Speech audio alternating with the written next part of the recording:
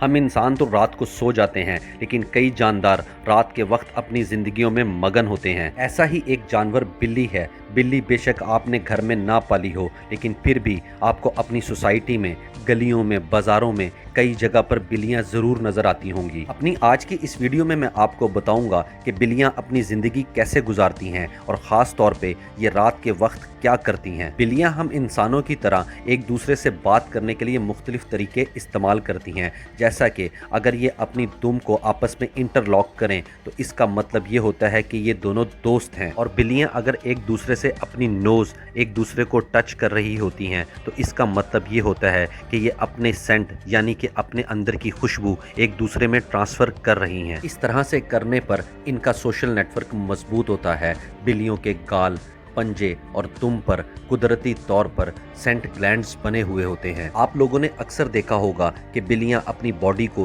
किसी चीज़ पर रगड़ रही होती हैं। देखने में तो ऐसा लगता है कि इनको खारिश हो रही है, जबकि ऐसा नहीं होता। जब बिल्लियां अपनी बॉडी को किसी चीज़ पर रगड़ रही होती हैं तो बेसिकली ये अपना सेंट उस चीज़ में ट्रांसफ़र कर रही होती हैं और ऐसा करने पर ये सेफ महसूस करती हैं और इनको ये लगता है कि ये इनका अपना एरिया है। इस तरह से दूसरी बिल्लियां भी इनके सेंट को स्मेल कर लेती हैं और इस तरह से ये अपना इलाका आपस में शेयर कर लेती हैं। एक और अजीब बात मैं आपको बताता हूँ। बिल्लियां जब म्याऊं कर रही होती हैं तो ये इंसानों से बात करने के लिए ऐसा करती हैं, ना कि किसी दूसरे जानवर या बिल्ली से बात करने के लिए। अब मैं आपको बताता हूँ कि बिल्लियां रात के वक्त क्या करती हैं। बिल्लियां इंसानों से रात के वक्त बहुत ज़्यादा बेहतर तरीके से देख सकती हैं। रात को जब अंधेरा हो जाता है और शाम का वक्त जब शुरू होता है तो बिल्लियां अचानक से कहीं गायब हो जाती हैं। आम तौर पे तो ये लगता है कि ये सोने के लिए चली जाती होंगी, लेकिन ऐसा नहीं होता। जब सूरज तलू हो रहा होता है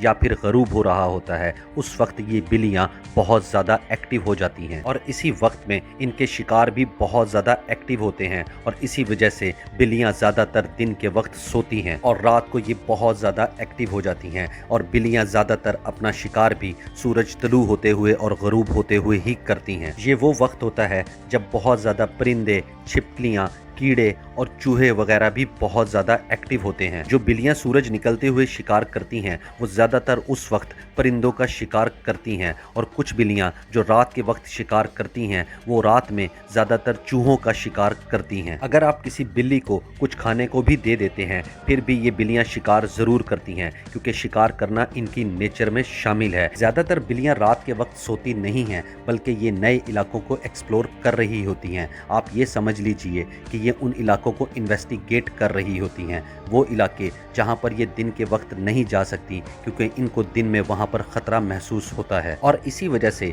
ये उन इलाकों में रात के वक्त जाती हैं और उन इलाकों को एक्सप्लोर करती हैं। रात के वक्त ही बिल्लियां दूसरी बिल्लियों से भी मुलाकात करती हैं और रात के वक्त ही ये बिल्लियां दरख्तों पर भी चढ़ रही होती हैं ताकि ये अपने लिए कोई सेफ जगह तलाश कर सकें।